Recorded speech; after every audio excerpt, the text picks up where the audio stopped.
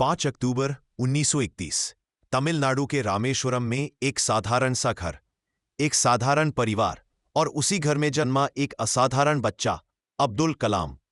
उनके पिता जैनुलब्दीन एक नाव चलाते थे।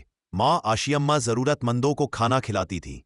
घर में पैसे कम थे, लेकिन मूल्यों की कोई कमी नहीं थी। किशोर कलाम सुबह 4 बजे उठकर अखबार बांटते और फिर स्कूल जाते।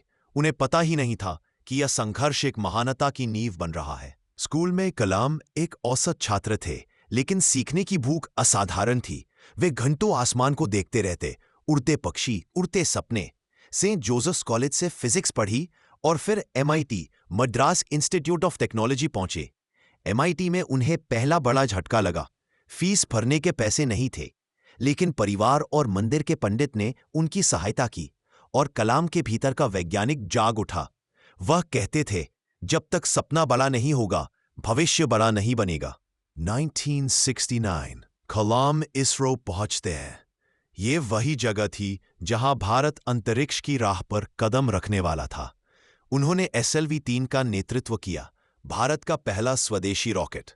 18 जुलाई 1980 जब रोहिणी सैटेलाइट अंतरिक्ष में पहुंचा, भारतीय विज्ञान ने नई उड़ान भरी और कलाम पूरी दुनिया में पहचान गए। पर कलाम के लिए ये बस शुरुआत थी।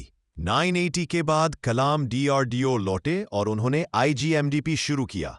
भारत को मिला अपना मिसाइल परिवार, पृथ्वी, अग्नि, आकाश, नाग और त्रिशूल। इन 5 मिसाइलों ने दुनिया को बता दिया कि भारत अब किसी से कम नहीं, और कलाम मिसाइल मैन ऑफ इंडिया बन चुके थे। 1998 राजस्थान का सबसे गोपनीय स्थान पोखरण।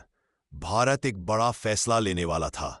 डॉक्टर अब्दुल कलाम और चिदम्बरम इस मिशन की रीढ़ थे। और फिर 11 मई 1998 धरती हिली, दुनिया चौंक गई और भारत परमाणु शक्ति बनकर उभरा। कलाम इस सफलता के नायक बन गए। 2002 पूरा देश चाहता था कि एक वैज्ञानिक उनका राष्ट्रपति बने। कलाम भारत के 11वें राष्ट्रपति बने, लेकिन वे राष्ट्रपति होकर भी पहले जैसे ही सरल रहे। बच्चों से मिलते, कॉलेजों में लेक्चर देते और हर युवा से कहते, dream big, think big, do big. यही वजह थी कि लोग उन्हें कहते थे पीपल्स प्रेसिडेंट। राष्ट्रपति पद छोड़ने के बाद कलाम फिर वहीं लौटे, बच्चों, छात्रों और विज्ञान की दुनिया में। IIM, IIT, NIT जैसी जगहों पर उन्होंने हजारों युवाओं को प्रेरित किया। वे कहते थे, India's future is sitting in classrooms। 27 July 2015 Shillong IIM। वहां मंच पर खड़े थे।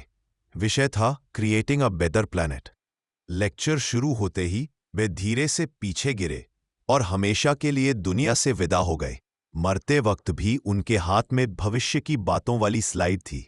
डॉक्टर कलाम एक शिक्षक की तरह ही दुनिया को छोड़ गए। डॉक्टर APJ अब्दुल कलाम सिर्फ वैज्ञानिक नहीं थे, वे भारत की आत्मा थे। उनकी मिसाइलें देश की ताकत बनी, उनकी किताबें प्रेरणा बनी और उनके विचार भारत को नई दिशा देते रहे। वे कहते थे, आपकी जिंदगी का लक्ष्य सिर्फ सफल होना नहीं, बल्कि मूल्यवान होना चाहिए।